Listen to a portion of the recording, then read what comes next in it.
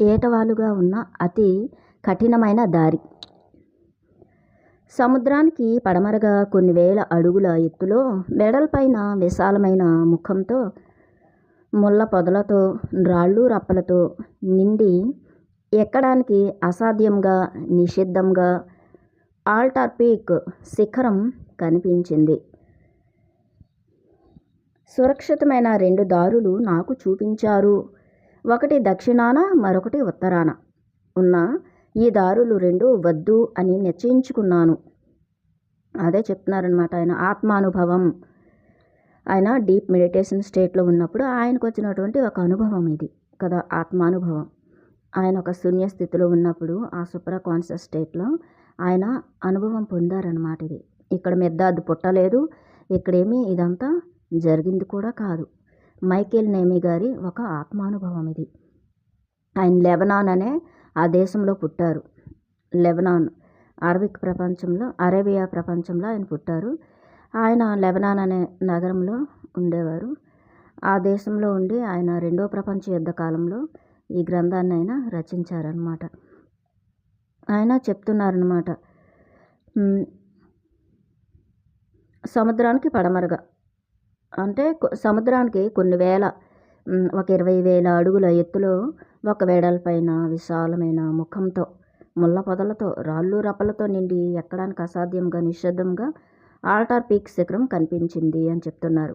ఇక్కడ altar peak అంటే ఏంటి? మనం చూడండి, మన చక్రాస్ అన్నమాట. మనకి 7 చక్రాలు ఉంటాయి, ఇంకా ఉన్నాయి చక్రాలు, 12 చక్రాలు ఉన్నాయి మనకి కదా. అయితే ఇది ఈ యొక్క ఆల్టార్ పీక్ అంటే అదొక పర్వతం కదా. పర్వతంలాగా మనం తీసుకుందాం మన చక్రాస్ని. ఒక 7 కొండలు అని మనం చెప్పుకుంటుంటాం కదా, అలాగనమాట. ఇది ఎలా ఉందంటే ఇది ఎక్కడానికి చాలా అసాధ్యం, చాలా కష్టతరంగా ఉందన్నమాట. ముళ్ళ పొదలతోని రాళ్ళు రప్పలతో విశాలమైన ముఖంతో ఉంది అని చెప్తున్నారు. అది నిశ్శబ్దంగా అంటే అటువైపు నుంచి ఎక్కకూడదు, అది చాలా ప్రమాదకరమైన దారి, హానికరమైనటువంటిదని నిషిద్ధంగా ఉన్నటువంటి ఆ శిఖరం అని చెప్తున్నారు ఆయన. ఆ శిఖరంకి ఎక్కలేనంత కష్టతరమైనది అని చెప్తున్నారు ఆయన. సురక్షితమైన 2 దారులు నాకు చూపించారు అని చెప్తున్నారు. అక్కడున్న వాళ్ళు చెప్పారంట, ఇటువైపు పడమర నుంచి లేదంటే దక్షిణం వైపు ఉత్తరం వైపు కానీ వెళ్ళినట్లయితే ఆ 2 దారులు చాలా ఈజీగా మీరు ఆల్టార్ పీక్కి మీరు వెళ్ళొచ్చు, ఆ శిఖరాన్ని అధిరోహించవచ్చు. కానీ మీరు ఏటవాలుగున్న కొండను ఎక్కాలంటే కష్టం అని చెప్తున్నారనమాట. ఆ 2 దారులు ఉత్తరం వైపు ఆ ఉత్తరాన్ని దక్షిణం వైపు ఉన్నటువంటి ఆ 2 దారులు వద్దనుకొని ఇన్ని కష్టతరమైనటువంటి ఇరుకైన ఆ నున్నటి ఆ సన్నటి ఏటవాలుగా ఉన్న దారి శిఖరాగ్రం నుంచి క్రింద వరకు ఉండడం చూశాడంట ఆయన. చూసి అదే నేను ఎక్కుతాను, ఏటవాలుగా అంటే స్ట్రైట్గా ఆ కష్టతరమైనటువంటి ఆ ముళ్ళదారి నేను ఎంచుకున్నాడంట. ఆ కష్టతరమైన దారినే నేను ఎక్కుతాను అనుకున్నారట. శిఖరాగ్రంకి నేను చేరుకుంటాను, ఇటువైపు నుంచి ఏటవాలుగా ఉన్న శిఖరాగ్రానికి వెళ్తాను అనుకున్నారంట. అది శిఖరం చేరుకోవడానికి దివ్యమైన దారిగా అనిపించిందట ఆయనకి. చూడండి ఆయన ఏం చెప్తున్నారు, మన దివ్యత్వాన్ని మనం చేరుకోవాలంటే, మన దివ్యత్వంతో మనం అనుసంధానం అవ్వాలి అంటే, మన దివ్యత్వాన్ని మనం అనుభూతి చెందడానికి అది ఆ యొక్క ఏటవాలుగా ఉన్న దారి దివ్యమైన దారి అంటున్నారనమాట ఆయన. అంతే కదా, మనం శ్వాస మీద ధ్యాస పెట్టి ధ్యానం చేస్తూ ఉన్నప్పుడు ఏమవుతుంది, మూలాధార చక్రం, స్వాదిష్టాన చక్రం, మణిపూరక చక్రం, అనాహత, విశుద్ధ, ఆజ్ఞ, సహస్రార చక్రాలకి అది దివ్యమైన ఆ చక్రాలకి ఆ సహస్రార స్థితికి, ఆ దివ్యత్వ స్థితికి, ఆ దివ్యమైనటువంటి ఆ ఏకత్వ స్థితిలో మనం అక్కడికి చేరుకోవడానికి ఇది ఏంటి కష్టతరమైన మార్గం ఏదంటే ధ్యానం. మన అంతరంగ ప్రవేశం చేయాలి, అంతరంగం లోపలికి ప్రయాణం చేయాలి, ధ్యాన సాధన చేయాలంటే ఆ సాధనతో ఒక్కొక్క చక్రాన్ని మనం చక్కగా యాక్టివేషన్ చేసుకుంటూ ఆ చక్రాల్లో ఉన్నటువంటి ఈ భౌతికతని మనం అంటే మూలాధార చక్రం, స్వాదిష్టాన చక్రాలు, మణిపూరక చక్రాలు ఏముంటుంది, భౌతికవాదం ఉంటుంది కదా. ఈ భౌతికవాదం అంతా కూడాను మనం చక్కగా క్లీన్ చేసుకొని ఆ చక్రాస్లో ఉన్న శక్తిని మనం మేల్కొల్పుకోవాలి అనేది ఇక్కడ మనం తెలుసుకోవాలి. ఇదే దివ్యమైన మార్గము అని చెప్తున్నారనమాట. స్ట్రైట్గా ఉన్న ఏటవాళ్ళ మార్గమే దివ్యమైన మార్గంగా అనిపించిందట, దివ్యమైన దారిగా అనిపించిందట ఆయన చెప్తున్నారు. అంటే దివ్యత్వాన్ని చేరుకోవడానికి ఒకే ఒక మార్గం ఏంటి, ధ్యానము. శ్వాస మీద ధ్యాస పెట్టి ధ్యానం చేస్తే మన దివ్యత్వాన్ని మనం చేరుకుంటాము. ఆ 7 కొండలు ఎక్కుతాము, ఇంకా ఆ 7 శరీరాలు, ఆ 7 ద్వారాలు దాటి మన దివ్యత్వాన్ని మనం తెలుసుకుంటాము, మన దివ్యత్వంలో మనం ఉంటాము అని ఇక్కడ చెప్తున్నారు. తర్కాతీతమైన శక్తితో అది నన్ను ఆకర్షించింది అని చెప్తున్నారు. అంటే ఏ లాజిక్ లేకుండా, ఎలాంటి ఇంకా కన్ఫ్యూజన్ లేదు, ఏ లాజిక్ లేదు, ఎలాంటి అనుమానం లేకుండా అది ఆకర్షించిందంట. ఇదే కరెక్ట్ అయిన దారి, ఇలాగే వెళ్ళాలి అనిపించిందంట ఆయనకి. దాన్ని నేను ఆ మార్గంగా చేసుకోవాలని నిర్ణయించుకున్నాను అని చెప్తున్నారనమాట ఆయన. ఆ దివ్యమైన మార్గంలోనే ప్రయాణం చేయాలని ఆయన నిర్ణయించుకున్నాను అని చెప్తున్నారు. నా నిర్ణయాన్ని ఒక స్థానిక పర్వతవాసికి తెలియచేసినప్పుడు ఎర్రటి కళ్ళతో నా వైపు తీక్షణంగా చూశాడు. 2 చేతులు చరుస్తూ భయంతో పెద్దగా అరిచాడు అని చెప్తున్నారు. ఆయనంట ఈ యొక్క ఆల్టార్ పీక్, ఈ పర్వతాన్ని నేను, ఈ యొక్క కష్టతరమైన ఈ పర్వతాన్ని నేను ఎలా చేరుకోవాలి, నేను దీన్ని అధిరోహించాలి అనుకున్నప్పుడు అక్కడ ఆ యొక్క స్థానిక పర్వతవాసి, ఆ పర్వతంలో నివసిస్తున్నటువంటి ఒక ఆయన వచ్చి 2 కళ్ళు, ఎర్రటి కళ్ళతో అతని వైపు తీక్షణంగా చూశాడంట. చూసి 2 చేతులు చప్పట్లు చరుస్తూ భయంతో పెద్దగా అరిచాడంట. కఠినమైన ఆధార, నీ జీవితాన్ని అంత తేలికగా పోగొట్టుకునేటంతటి అవివేకివి కాకు అని చెప్పాడనమాట. ఆయన 2 కళ్ళు ఎర్రగా ఉన్నాయంట.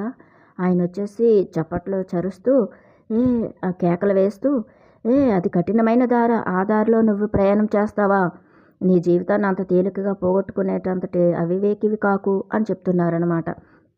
ఆ కఠినమైన దారిలో నువ్వు ప్రయాణం చేస్తూ ఉన్నప్పుడు నువ్వు ఏదైనా జరగచ్చు, నీకు ఎలాంటి హాని అయినా జరగచ్చు అని చెప్తున్నాడు ఆయన భయపెడుతున్నాడు.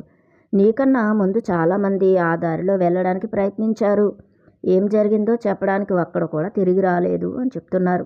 ఆ కఠినమైన దారిలో ప్రయాణం చేసిన వాళ్ళంతా కూడా అక్కడే చనిపోయారు, ఇంకా రాలేదు అక్కడ ఏం జరిగింది అనేది ఎవరు కూడా ఏమీ అక్కడ ఏం జరిగింది ఏంటి అనేది వాళ్ళు చెప్పడానికి కూడా తిరిగి రాలేదు కిందికి అని చెప్తున్నాడు అన్నమాట ఆయన. కఠినమైన ఆధార అయితే పర్వతారోహణలో తాను నాకు మార్గదర్శిగా ఉంటాను అని మొండికెత్తాడు. మైకేల్ నైమి గారు ఏం చెప్తున్నారంటే, ఆయన మంచి నీకు నేను మార్గదర్శిగా ఉంటాను అని చెప్తున్నాడంట ఆయన. పోనీ నీకు నేను అంటే గైడ్ చేస్తాను, ఆ పర్వతాన్ని ఎక్కేటప్పుడు నీకు నేను తోడుగా వస్తాను అంటున్నాడు అనమాట ఆయన. కానీ నేను అతడి సహాయాన్ని మర్యాదగా నిరాకరించాను. నాకేమీ మీ సహాయం అక్కర్లేదు, నేను ఒంటరిగానే ప్రయాణం చేస్తాను, నాకేం పర్వాలేదు అని చెప్పేసి ఆయనకి సున్నితంగా ఆయన తిరస్కరించాడనమాట సహాయాన్ని. అతడి భయం నన్ను విరుద్ధంగా ఎందుకు ప్రభావితం చేసిందో చెప్పలేను. నిరుత్సాహపరచడానికి బదులుగా నన్ను ప్రేరేపించి నా సంకల్పాన్ని ఇంకా దృఢపరిచింది అని చెప్తున్నారు. అతను వచ్చి భయపెట్టాడా, నువ్వు అటువైపు నుంచి వెళ్ళొద్దు, అక్కడ ఏదైనా జరుగుతుంది ప్రమాదం అని చెప్పినా కానీ ఇతనికి ఏమీ నిరుత్సాహపడకుండా ఇంకా కూడా ఈయన సంకల్పం ఇంకా దృఢంగా అయిపోయిందంట, పట్టుదల పెరిగిందంట. లేదు లేదు ఇదే కరెక్ట్ అయిన దారి, ఇంకా వెళ్ళాలి అని అనిపించేలాగా ఉందంట ఆయన చెప్పే ఆ మాటల వలన. ఒక ఉదయం చీకటి వెలుతురుగా మారుతున్న సమయంలో నా కనురెప్పల నుంచి రాత్రి కలలు విదిల్చుకుని నా చేతికర్రను పట్టుకుని 7 రొట్టెలతో ఏటవాలు దారి పట్టాను అని చెప్తున్నారు.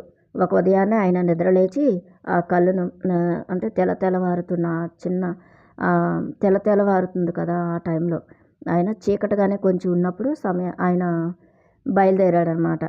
ఆ కొండని అదే పర్వతారోహణ కోసం ఎక్కాలని చెప్పేసి ఆయన బయలుదేరాడు. నా చేతికర్రను పట్టుకుని 7 రొట్టెలతో ఏటవాలు దారి పట్టాను అంటున్నాడు.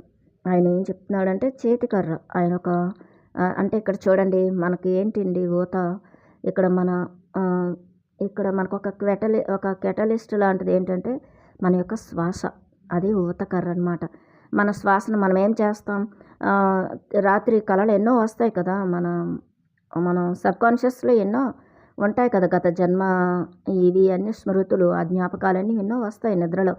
అవన్నీ విదిలించేసుకొని ఒక్కసారిగా కూర్చొని శ్వాస మీద ధ్యాస పెట్టుకొని ధ్యాన సాధనలో కూర్చుంటామా, అలా మనం ఇక్కడ అంతరార్థాన్ని తీసుకోవచ్చు అనమాట. నా ఊతకారని నా 7 రొట్టెలను అంటున్నాడు అనమాట. 7 రొట్టెలు అంటే ఏంటండి? 7 రొట్టెలు అంటే 7 శరీరాలు. భౌతిక శరీరం, మనోమయ శరీరం, మరి మన భావోద్వేగాల శరీరం, ఇంకా అంటే అన్నమయ శరీరం. మన భౌతిక శరీరం అన్నమయ శరీరం, ఇంకా మనకి ఎథరిక్ బాడీ ఉంటుంది కదా, ఎనర్జీ బాడీ అంటే మనోమయ శరీరం, సూక్ష్మ శరీరాలన్నీ కలిపితే 7 ఉంటాయి మనకి. ఆనందమయ శరీరం, విజ్ఞానమయ శరీరం, కారణ శరీరం, మహాకారణ శరీరాలని 7 శరీరాలు ఉంటాయి కదా మనకి. Physical body, mental body, etheric body, ఇంకా ఎమోషనల్ బాడీ, ఇలా చెప్తాం అవన్నమాట. ఈ శరీరాలు 7 రొట్టెలు అంటే 7 శరీరాలు.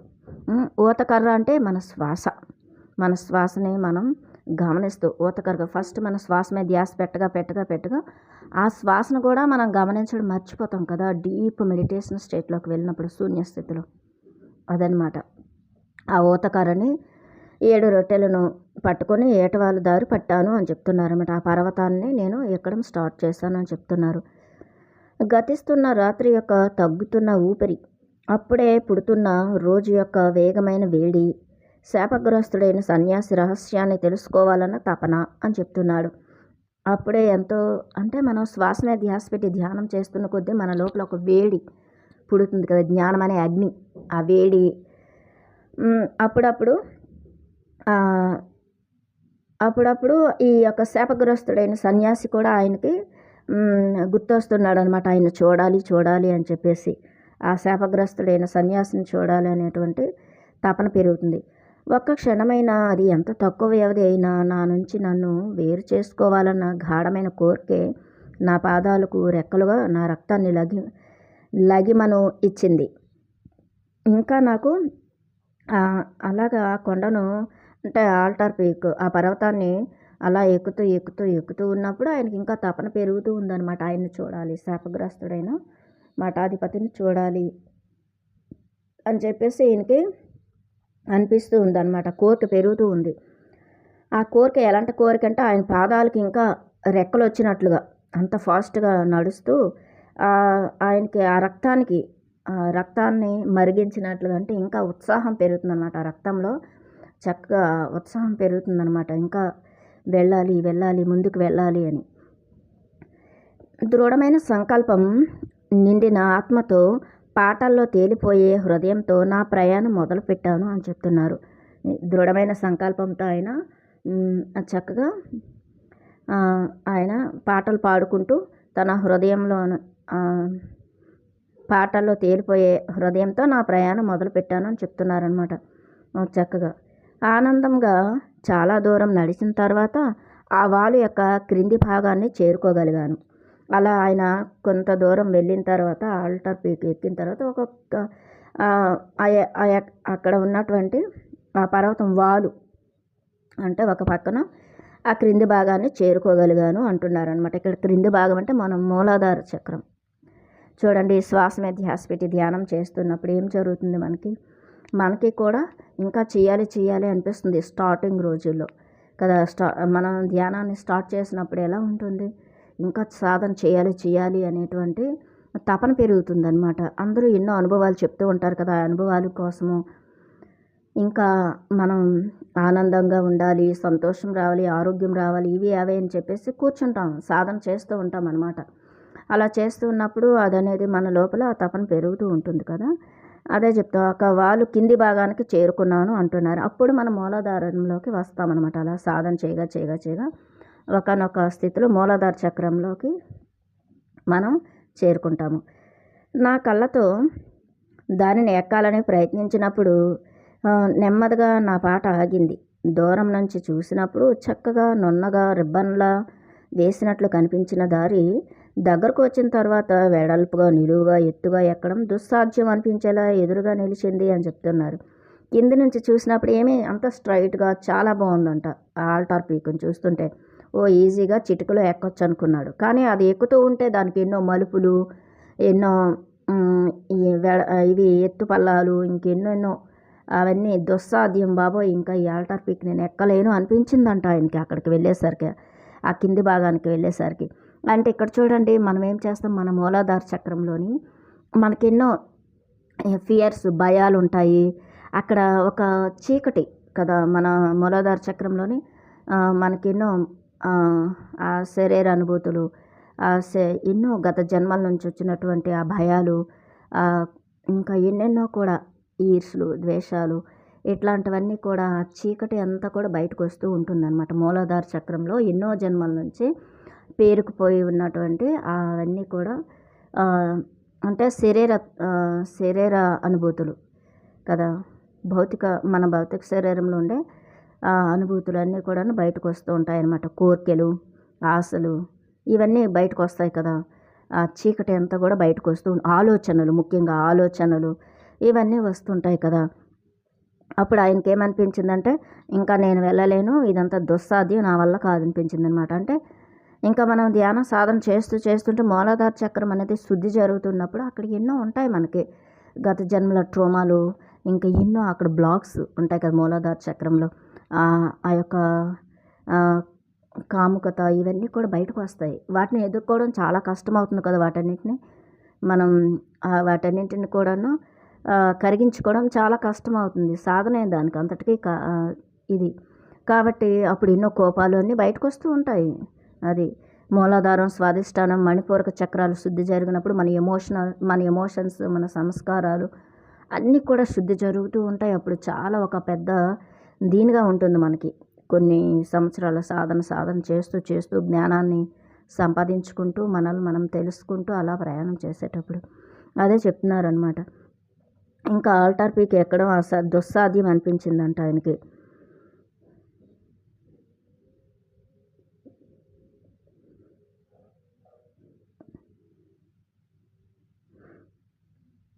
పైకి ప్రక్కకి చికుముకి రాళ్ళు తప్ప వేరే ఏమీ కనిపించలేదు అని చెప్తున్నారు.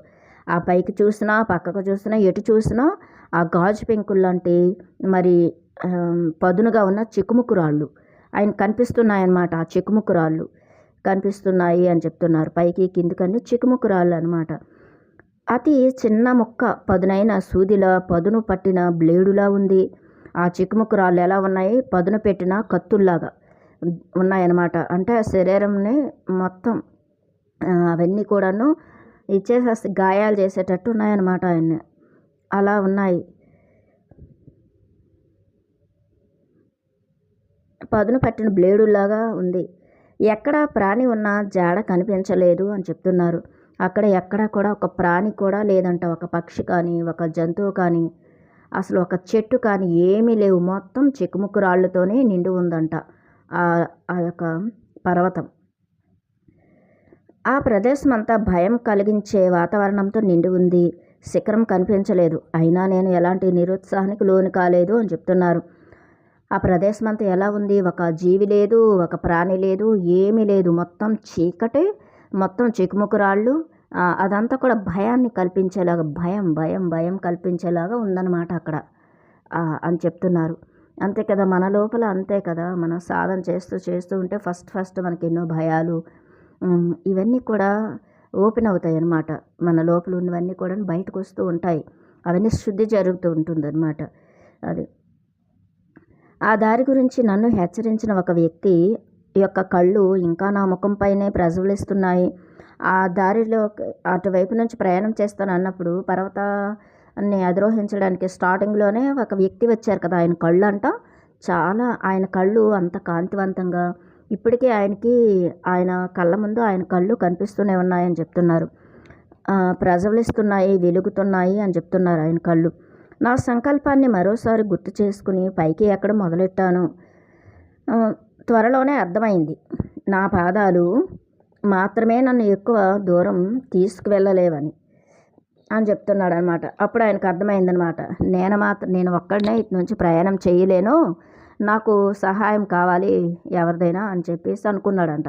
ఆయన ఏం చెప్పాడు, పర్వతాన్ని స్టార్టింగ్లోనే ఇటువైపు 2 వైపులా ఉన్నాయి, 2 దారులు ఉన్నాయి, ఈజియెస్ట్గా వెళ్ళొచ్చు శిఖరానికని. అంటే ఆ 2 దారులు ఏంటండి, మనం ఎన్నో జన్మలో ద్వంద్వత్వంలో మంచి అని కొన్ని జన్మలు చెడు అని, కొన్ని జన్మల్లో దుఃఖాలు, కొన్ని జన్మల్లో సుఖాలు, కొన్ని జన్మల్లో లాభాలు, కొన్ని జన్మల్లో నష్టాలు, ఇలాగనమాట. ద్వంద్వత్వంలో ఎన్నో జన్మలు మనం ఎత్తాము. అవి చాలా ఈజీ కదా, ద్వంద్వత్వపు ఆట అనేది చాలా ఈజీ. కానీ ఇక్కడ ఏకత్వం వైపు వెళ్ళేటప్పుడు ఆ ద్వంద్వత్వాలను వదిలేసి ఏకత్వం వైపు, పురోగమనం వైపు మనం ప్రయాణం చేసేటప్పుడు చాలా కష్టం. ఇక్కడ 2 ఉంటాయి, సుఖము ఉంటుంది, దుఃఖము ఉంటుంది. రెండింటినీ యాక్సెప్ట్ చేయాలి. రెండింటిలోనే మనం అనుభవము, పాఠం నేర్చుకోవాలి. ఆ జన్మల్లో మనకు నచ్చినట్లు ఉండొచ్చు కదా, చెడే చేసినా ఏమి మనకు స్పృహ ఉండదు కదా, ఎరుక ఉండదు కదా. అప్పుడు కాబట్టి అది చాలా ఈజీ. ఇక్కడ మంచి వైపు ఉండొచ్చు, ఇది మంచి అని చెప్పేసి కొన్ని సాంప్రదాయాలు, కొన్ని సంస్కృతులు, కొన్ని మతాల్లోని ఎన్నో జన్మలు తీసుకుంటాం కదా. నా మతం గొప్పది, నా మతం ఇంత అదని చెప్పేసి ఇలాంటివన్నీ ద్వంద్వత్వం అనమాట. కొన్ని మతాల్లోని, కొన్ని దేశాల్లోని ఎన్నో జన్మలు తీసుకుంటున్న, నా దేశం గొప్ప అని, వేరే దేశం తక్కువని, ఎక్కువ తక్కువలు, ఇలాంటివన్నీ ఉంటాయి, ఎత్తు పల్లాలని.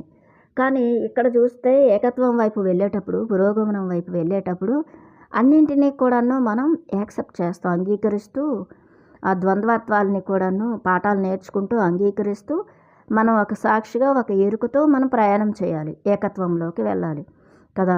ఆ దివ్యత్వాన్ని మనం దర్శించుకోవాలి, ఆ దివ్యత్వంతో మనం జీవించాలి, దివ్యత్వంలో ఉండాలి. అదనమాట ఇక్కడ. ఆ 2 దారులు ఏవైతే ఈజియెస్ట్ దారులు, 2 దారులు వద్దని ఈ యొక్క స్ట్రైట్గా ఉన్న ఆ దారిని ఆయన ఎంచుకోవడం అంటే అది ఏకత్వం వైపు, మన అంతరంగం లోపలికి ప్రయాణం. భౌతికంలోకి ఆ 2 దారులు అనమాట, భౌతికతలోకి. కానీ అంతరంగం వైపు వెళ్ళేటప్పుడు మనం ఆ యొక్క స్ట్రైట్ దారి, సత్యం, జ్ఞానం వైపే మనం ప్రయాణం చేయాలి. పాదాల క్రింద నుంచి రాళ్ళు జారిపడుతూ మృత్యు పట్టులు ఊపిరి సలపకుండా ఉక్కిరిబిక్కిరై అరుస్తూ కోటి గొంతులతో భయంకరంగా శబ్దం చేశాయి. ఆయన పాదాల కింద రాళ్ళన్నీ కూడాను అలాగా జారిపోతూ ఆయన చెప్పులను కూడా ఆ పాదాల్లోని కుట్టుకుపోయేలాగా, అంటే ఆ యొక్క చిక్కుముక్కురాళ్ళు గుచ్చుకుని భయంకరంగా శబ్దం చేశాయి. ముందుకు సాగడానికి చేతులతో, మోకాళ్ళతో, కాలివేళ్లతో కదులుతున్న రాళ్లను పట్టుకోవలసి వచ్చింది అని చెప్తున్నారనమాట. ఆ చేతులతో, రాళ్లతో ఆ చిక్కుముక్కు రాళ్ళను గట్టిగా గుచ్చుకొని కిందకి జారిపోకుండా ఆయన ఎంత భయంకరంగా ఉందో చూడండి. మనం ఫిజికల్గా ఇది ఆలోచిస్తూ ఉంటే అలా అనమాట. ఇక్కడ కూడా అంతే. మనము మనం సాధన చేస్తూ ఉన్నప్పుడు, ధ్యానం చేస్తూ ఉన్నప్పుడు మనకి ఎన్నో భయాలు, చెప్పాం కదా, కోరికలు ఇక అన్నీ వస్తాయన్నమాట. అవన్నీ వచ్చినప్పుడు ఏం చేస్తామో ఇంకా గట్టిగా మనం ధ్యానాన్ని గట్టిగా పట్టుకుంటాం అనమాట. నాకు ఎన్ని అవాంతరాలు వచ్చినా, ఎలాంటి ఇవి వచ్చినా కానీ నేను వదలను, నేను వదలకుండా నేను ఇంకా సాధన చేస్తాను, నా దివ్యత్వాన్ని నేను తెలుసుకుంటాను, నా ఆత్మను నేను జాగృతం చేసుకుంటాను అని చెప్పేసి మనం సాధన అలా చేస్తూ ఉంటాం కదా, అలా అన్నమాట. ఆయన అదే చెప్తున్నారు, చేతులతోని, కాళ్ళతోని ఆ చిక్కుముక్కురాలు గట్టిగా గుచ్చుకొని కిందకు జారిపోకుండా ఉండేటట్టు ఆయన చేసుకున్నాను అని చెప్తున్నాడు అనమాట. అదనమాట. ఇక్కడ మనం కూడా అంతే.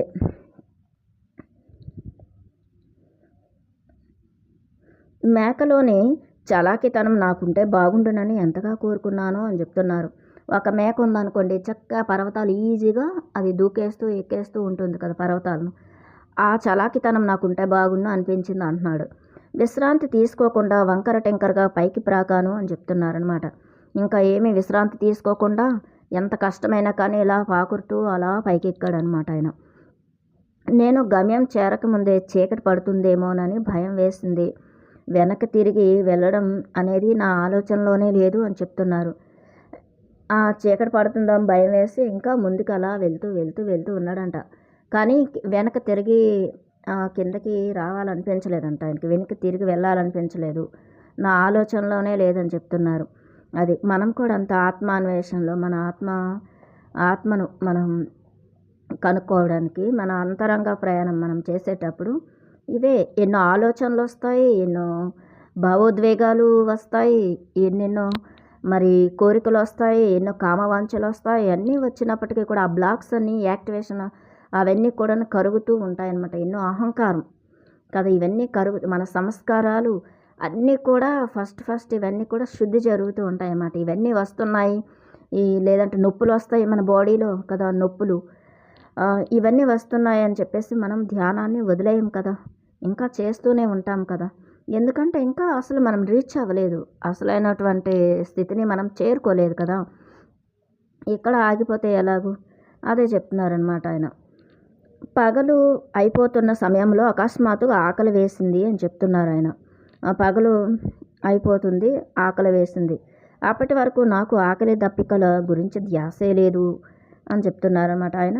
రాత్రి సమయం అయిపోయింది కదా, పగలు అనేది అయ్యింది, అప్పుడు ఆకలి వేసిందంట. ఆయన దగ్గర ఆకలి దప్పికల గురించి ధ్యాసే లేదంట. ప్రయాణం చేస్తూనే ఉన్నాడు, కష్టతరమైన కొండను అధిరోహిస్తూనే ఉన్నాడు.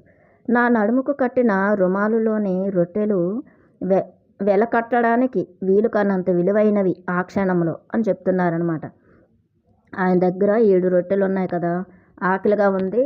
ఆ టైంలోని అక్కడ ఆకలి, మనకు ఆకలి రుచి ఎరుగదు అంటాం కదా, నిద్ర అనేది సుఖం ఎరుగదు అన్నట్లు ఆ 7 రొట్టెలు ఎంతో విలువైనవి అని చెప్తున్నారనమాట ఆయన.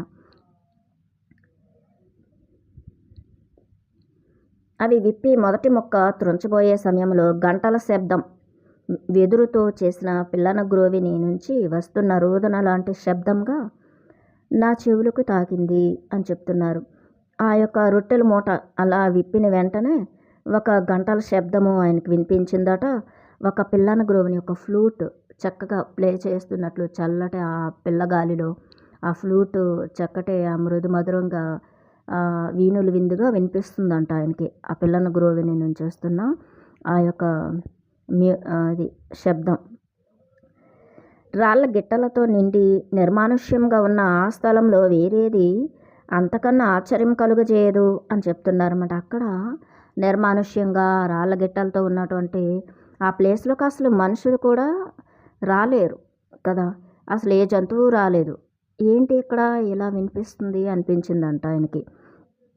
అంటే చూడండి, మనం ఈ యొక్క మూలాధార చక్రం, ఇవన్నీ మూలాధార చక్రం, స్వాధిష్టాన చక్రం, మణిపూరక చక్రాలు, ఆలోచనలు తగ్గిన తర్వాత భావోద్వేగాలు అన్నీ కూడా అంటే మన భౌతిక శరీరాన్ని, మనోమయ శరీరాన్ని, భావోద్వేగాల శరీరాన్ని అన్నీ కూడా దాటిపోయిన తర్వాత మనం ఆనందమయ శరీరంలోకి, అంటే మన యొక్క అనాహ చక్రంలోకి మనం వెళ్తామన్నమాట. అనాహ చక్రంలోనికి చేరుకుంటాము.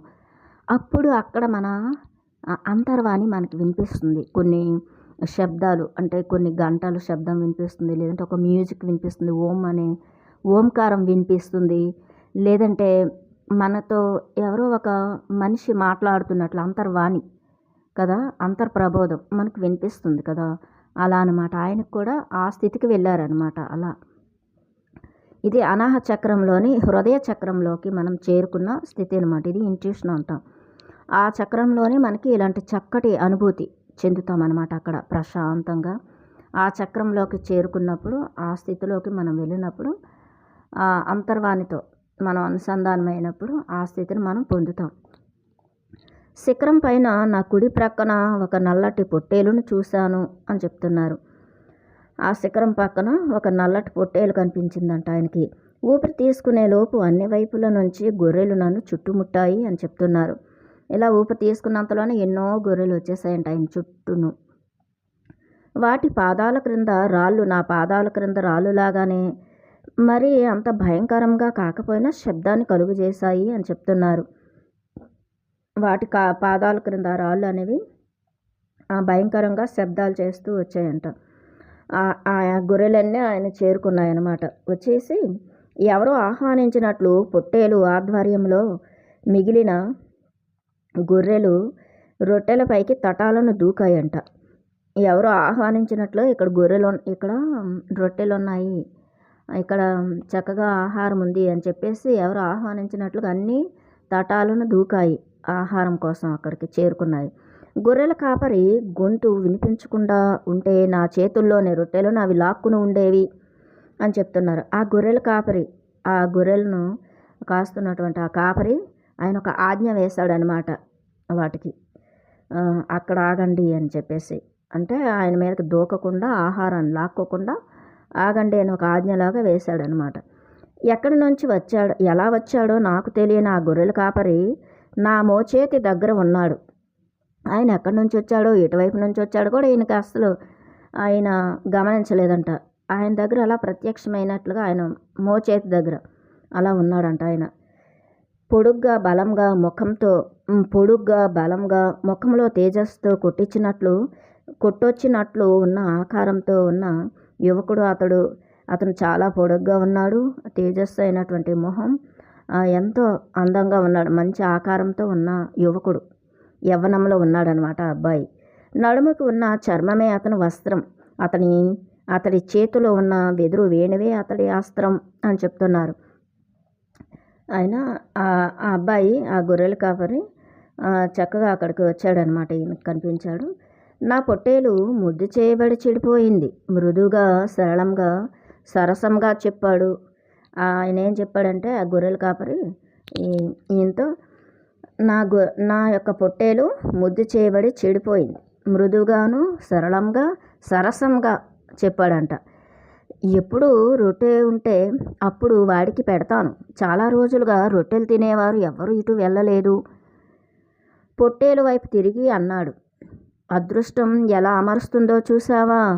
అదృష్టం గురించి ఎప్పుడూ నిరాశ చెందకు అని చెప్పాడనమాట ఆ గొర్రెలతో. ఆ గొర్రెల కాపరి అక్కడికి వచ్చాడు కదా. వచ్చి ఆ గొర్రెలన్నీ కూడా ఈయన రొట్టెలని ఆకలిగా ఉంటే తినాలనుకుంటే ఆ గొర్రెలన్నీ కూడా ఈ రొట్టెలు లాక్కోవాలని చూసినప్పుడు ఆయన ఒక ఆజ్ఞ వేశాడు, ఆగండి అని.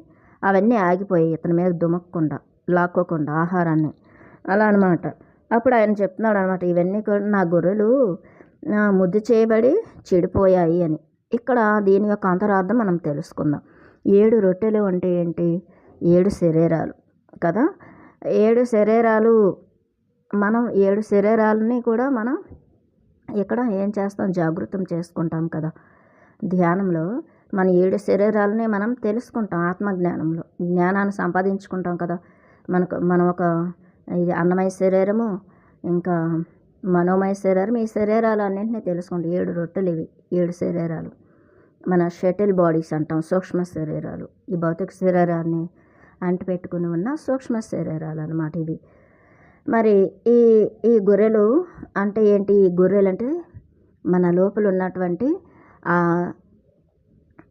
మన సంస్కారాలు అన్నమాట. మన సంస్కారాలు, మన అరిషడ్వర్గాలు, కామక్రోధ లోభ మోహ మాత్సర్యాలు, ఇంకా మన వ్యామోహాలు, మన సంస్కారాలు, ఇవన్నీ కూడాను గొర్రెలంటే ఆయన. అసలు ఈ గొర్రెల కాపరి అంటే ఎవరు? మన లోపల ఉన్నటువంటి మన అంతర్వాణి, మన ఇంట్యూషన్. అది ఆ ఇంట్యూషన్ అనేది మనకి చెప్తూ ఉంటుంది. మన హృదయం నుంచి మనకు ఒక వాయిస్ వినిపిస్తూ ఉంటుంది అన్నమాట. ఏది అవసరం, ఏది అనవసరం, ఏది మంచి, ఏది చెడు, ఏది చెయ్యాలి, ఏది చెయ్యొద్దు, ఎక్కడికి వెళ్ళాలి, ఎక్కడికి వెళ్ళకూడదు, ఇదంతా మనకి లోపల నుంచి ఒక ప్రేరణ అనేది వస్తూ ఉంటుంది కదా. ఇప్పుడు కూడా ఒక గైడెన్స్ వస్తుంది మన అంతరంగం నుంచి. మనకు ఒక గైడెన్స్ అనేది వస్తుంది. సెల్ఫ్ గైడెన్స్ అనేది మనకి ఉంటుంది. అదే ఇంట్యూషన్ అనమాట.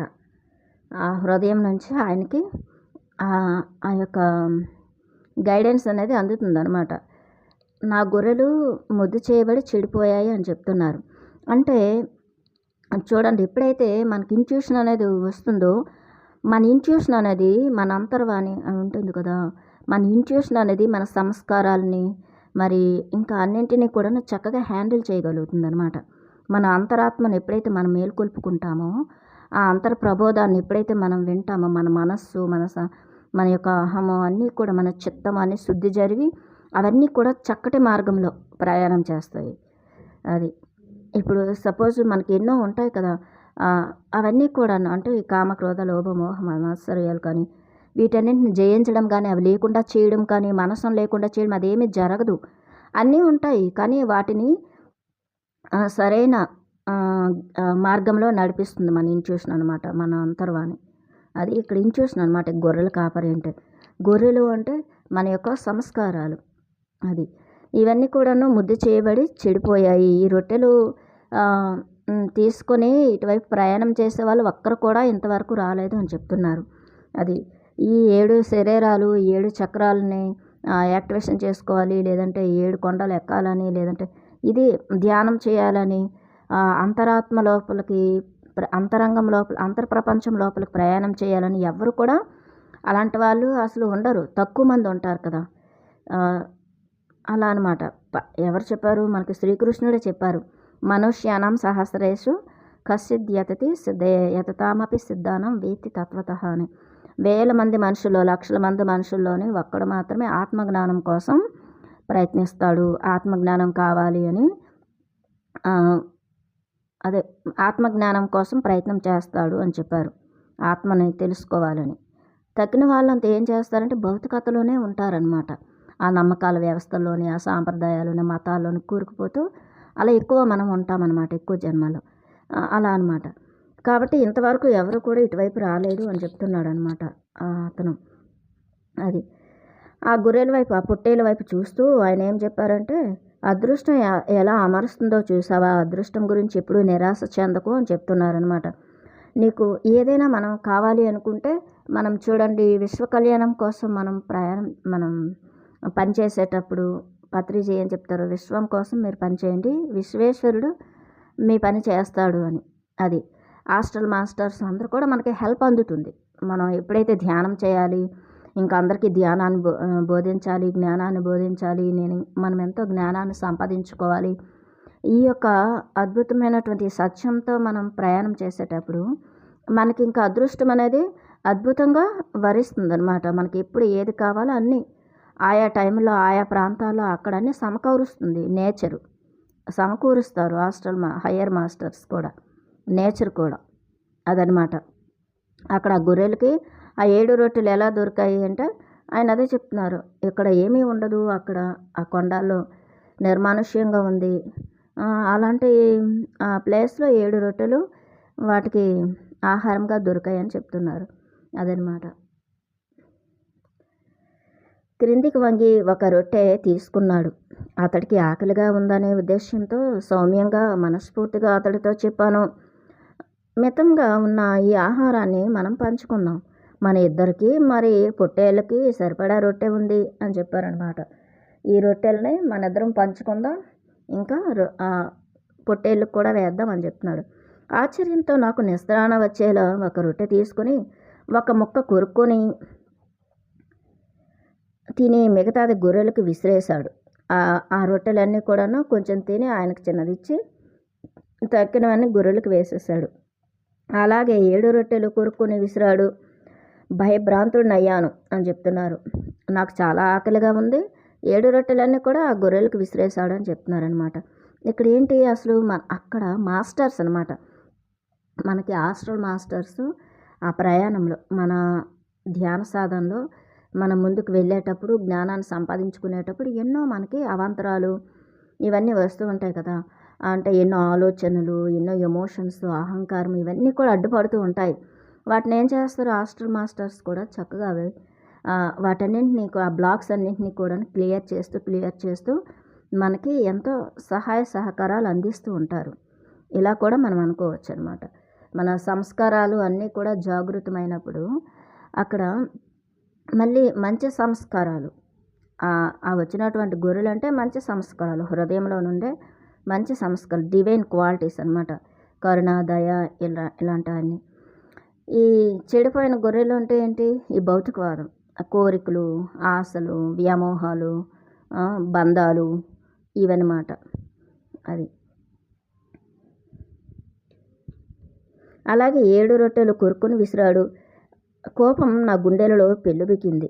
అయినా నా అసహాయతను అర్థం చేసుకున్న నేను నా కోపాన్ని తగ్గించుకుని చికాకు వ్యక్తపరిచే కన్నులతో గొర్రెల కాపరి వైపు తిరిగి సగం యాచించే ధోరణిలో, సగం తప్పు పట్టే ధోరణిలో ఇలా అన్నాను, ఆకలితో ఉన్న మనిషి రొట్టెలను గొర్రెలకు పెట్టావు, నీ గొర్రెల పాలతో అతడి ఆకలి తీర్చవా అన్నాడంట.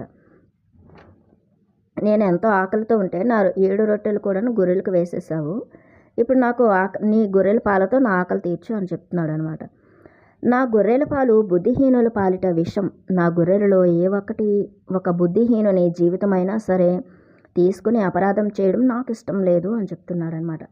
నా గొర్రెల పాలు అంటే బుద్ధిహీనులు అంటే చూడండి, మనం ఆ ఇంట్యూషన్ అనేది ఇస్తుంది, అంతర్బోధ అనేది వినిపిస్తుంది, అందరికీ కూడా మాట్లాడుతుంది అంతర్వాణి.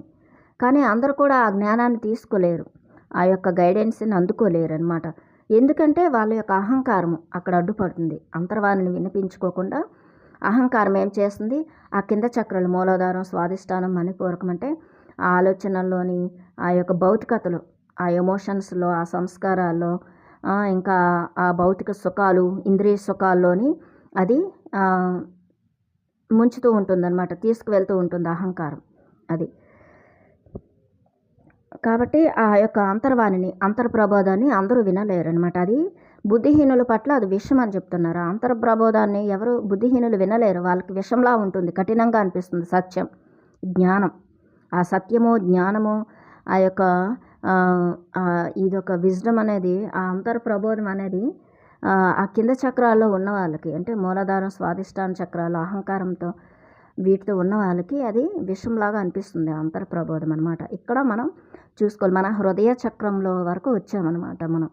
అది ఈ ఇంట్యూషన్తో మనం ఇక్కడ ఇంట్యూషన్ గురించి తెలుసుకుంటున్నాం, మన అంతర్ప్రబోధాన్ని, అంతర్వాణిని వినటం.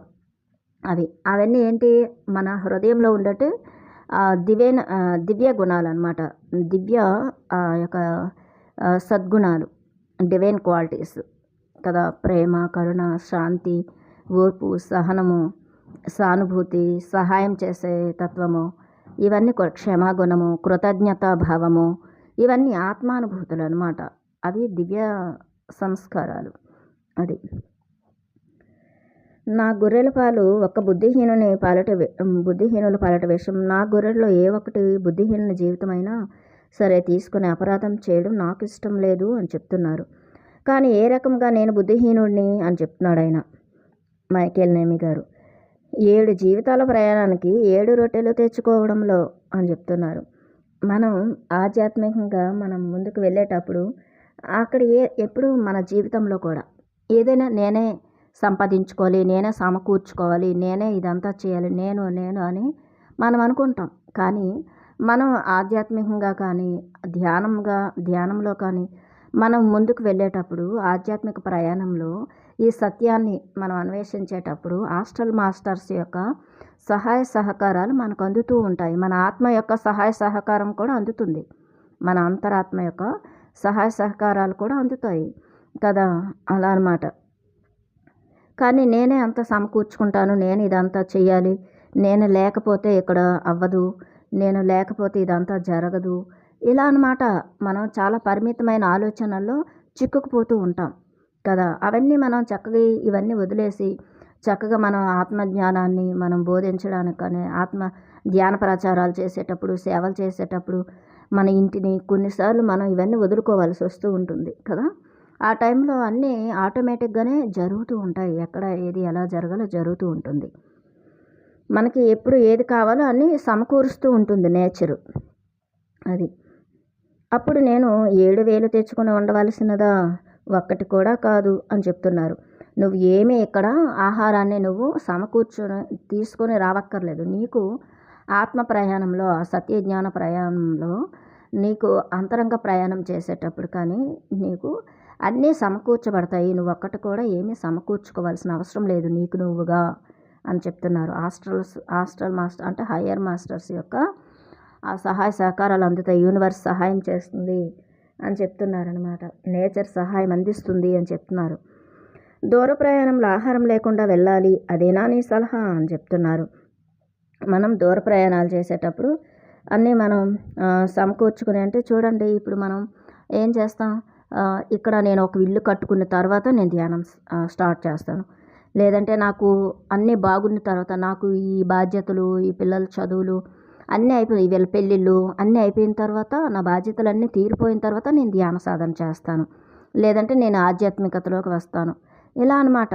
ఈ జాబు నాకు రిటైర్ అయిపోయిన తర్వాత, నా జాబ్ అయిపోయిన తర్వాత నేను సాధన చేస్తాను. ఇంక ఇప్పుడే నాకేం టైం అయిపోయింది, ఇంకా చాలా టైం ఉంది కదా, ఇప్పుడే నాకు వయసు ఏమైపోయింది అంటూ చాలామంది చెప్తూ ఉంటారు ఆధ్యాత్మికతలోకి రావాలంటే కదా. ఆత్మజ్ఞానాన్ని సంపాదించుకోవాలి అంటే అందరికీ ఇన్ని ఉంటాయన్నమాట. ఇవి ఆ పరిమితమైన ఆలోచనలో చిక్కుకుపోయి ఉంటామన్నమాట. నేను ఈ చదువు అయిపోయిన తర్వాత, లేదా నాకు జాబ్ వచ్చిన తర్వాత, లేదంటే నాకు పెళ్ళయిన తర్వాత, పిల్లలు పుట్టేసిన తర్వాత, ఇవన్నీ ఎన్నెన్నో పెట్టుకుంటూ ఉంటారు మనుషులు. పరిమితమైన ఆ చిక్కుల్లో, ఆ యొక్క పరిమితాల్లో ఉండిపోతామన్నమాట. అవన్నీ వదిలేసి చక్కగా సాధన ఇప్పుడే స్టార్ట్ చేసి చక్కగా ఆధ్యాత్మిక అన్వేషణ చేస్తే, ఆత్మాన్వేషణ మనం అనేది చేస్తున్నప్పుడు ఆ ఆధ్యాత్మిక ప్రయాణంలో మనకు అన్నీ సమకూర్చబడతాయి. మనకి విశ్వ కళ్యాణం కోసం మనం పాటుపడితే విశ్వమే మనకి ఆ విశ్వేశ్వరుడు అన్నీ చేసి పెడతాడు అన్నట్టు. ఆ నమ్మకం, ఆ విశ్వాసం అనేది ఇక్కడ ఉండాలి మనకి. బాటసారికి ఆహారం అమర్చలేని బాట నడవదగిన బాట కాదు అని చెప్తున్నాడు ఆయన. బాటసారికి ఆహారం అమర్చలేని బాట నడవదగిన బాట కాదు అని చెప్తున్నాడు అనమాట. మనం ఆధ్యాత్మిక ప్రయాణం చేసేటప్పుడు చెప్పాను కదా, ఎంతోమంది మాస్టర్స్ మనకన్నీ సమకూర్చుతారు. మన ఇంటిని అన్నీ చూస్తారన్నమాట. మనం ఇప్పుడు చూడండి, ధ్యాన యజ్ఞాలకు వెళ్ళేటప్పుడు కానీ, సామూహిక ధ్యానాలు జరిగేటప్పుడు, ధ్యానం క్లాసులకు వెళ్ళేటప్పుడు, అప్పుడు ఏ రోజుకి ఎప్పుడు ఏది కావాలో అన్నీ మనం చింతించాల్సిన అవసరం ఏం లేదు. అన్నీ కూడా జరిగిపోతూ ఉంటాయి. అదే కదా చెప్తారు, అనన్య చింతయంతోమం ఏ జనః పర్యుపాసతే తేషాం నిత్యాభియుక్తానం యోగక్షేమం వహామ్యహం అని కృష్ణుడు చెప్తారు. అంటే కృష్ణుడు అంటే ఆత్మ. మనం ఎప్పుడైతే ఆత్మను ఆత్మ జ్ఞానం కోసం, ఆత్మానుభవం కోసం, ఆత్మ కోసం మనం అందరూ ఆత్మలను, మన జ్యోతి వెలిగించుకొని అందరూ ఆత్మజ్యోతులు వెలిగించాలని మనం ఎప్పుడైతే ముందుకు వెళ్తూ ఉంటామో, అప్పుడు మన వర్రీసు, మన అన్నీ కూడాను ఆత్మే అన్నింటినీ. మీ యొక్క వర్రీస్ అన్నీ కూడా, అంటే మీ చింతలో ఏమీ చింతించాల్సిన అవసరం లేదు, ఏమీ వర్రీ అవ్వాల్సిన అవసరం లేదు. నేను అన్నీ చూసుకుంటాను, మీ యోగక్షేమాలు నేను చూసుకుంటాను అని చెప్తున్నారన్నమాట కృష్ణుడు. అంటే మన ఆత్మే మన యోగక్షేమాలన్నీ చూసుకుంటుంది. మనం ముందుకు వెళ్ళాలి అంతే. ఒక్క అడుగు ముందుకు వేస్తే 10 అడుగులు ముందుకు వేసే శక్తిని మన ఆత్మే మనకు అందిస్తుంది. హాస్టల్ మాస్టర్స్ అందిస్తారు, నేచర్ అందిస్తుంది. అలా అన్నమాట.